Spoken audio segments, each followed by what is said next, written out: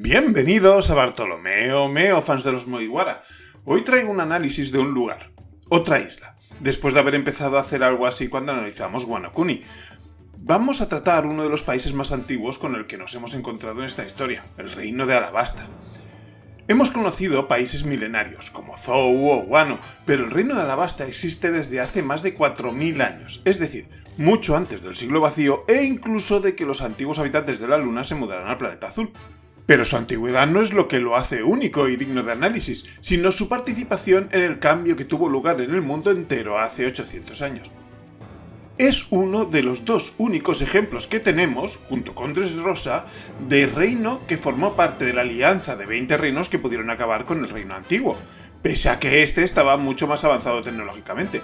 Y estos 20 reinos son los que formaron el gobierno mundial, que es la máxima autoridad actualmente en el mundo. Pero también es la única excepción entre esos 20 reinos de rechazar mudarse a la cima de la Red Line y querer permanecer en su isla de origen. Y si estas no fueran razones suficientes como para dedicarle un vídeo, es el gran protagonista del último Reverie, ya que acabó con el asesinato de su rey y la desaparición de su heredera, la primera princesa que se encontraron los Mugiwara en su travesía, Vivi. La persona culpable del asesinato de Cobra parece clara, ¿verdad? Es Nico Robin. Podría estar bromeando, pero la verdad es que no del todo.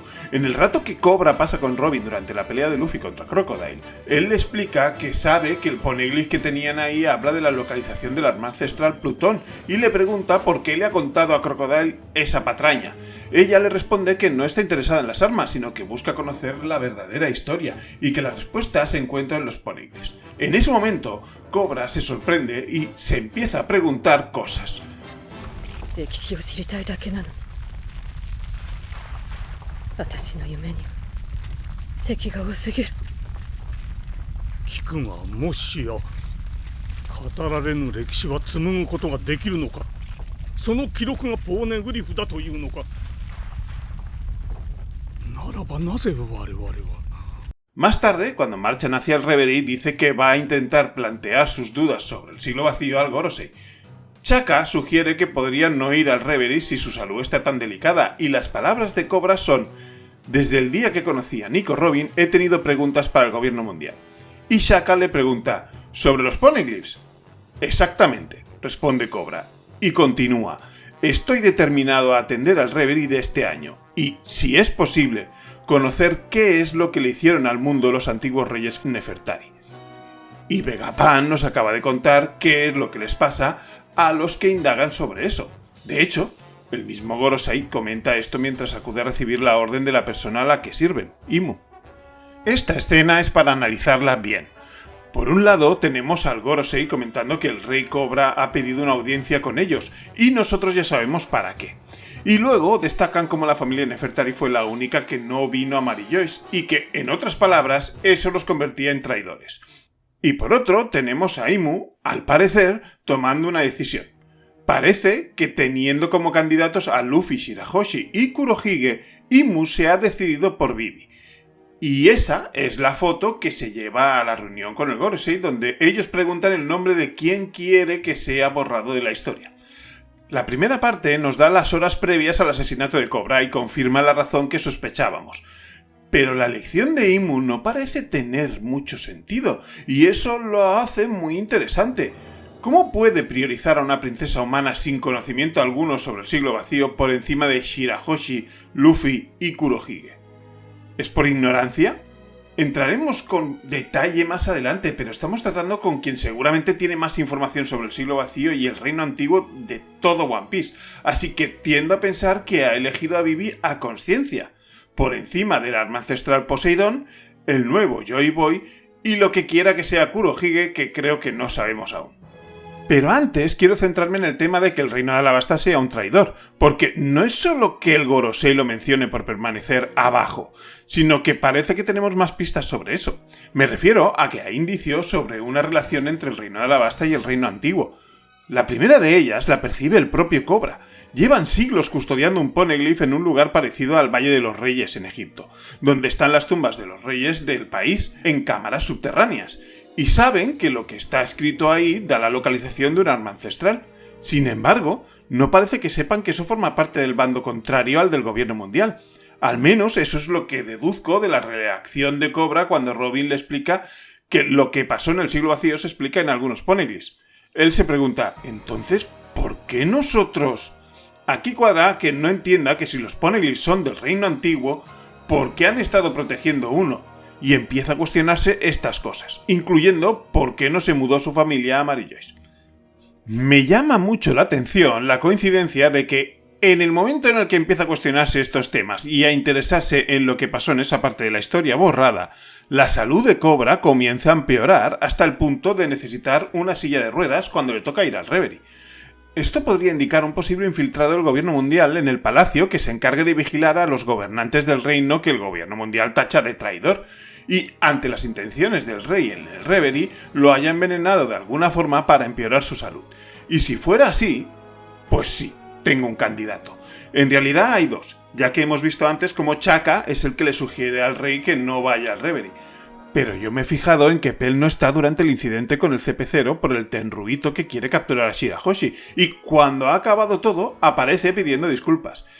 Y otra razón que me gusta aún más es que podríamos acabar teniendo una explicación a la no muerte más fragante de One Piece. ¿Os imagináis a Oda dando una razón convincente hacia el final de la serie de la salvación de Pell en el incidente con la bomba? ¿Sería un plot twist mayor incluso a revelar que es un traidor? Sigamos con la relación entre Alabasta y el Reino Antiguo. Otra posible pista podría venir por su localización, cercana al antiguo reino de Shandora y su ciudad de oro, cuya población eran descendientes de los que habitaban en la luna. Población que ahora se encuentra en una isla del cielo, Skypiea, que también está muy cerca. Para que nos hagamos una idea de lo cerca que está Skypiea de Alabasta, Hidatsu cayó de allí cuando fue derrotado por Chopper, a la isla Ukari Hot Spring.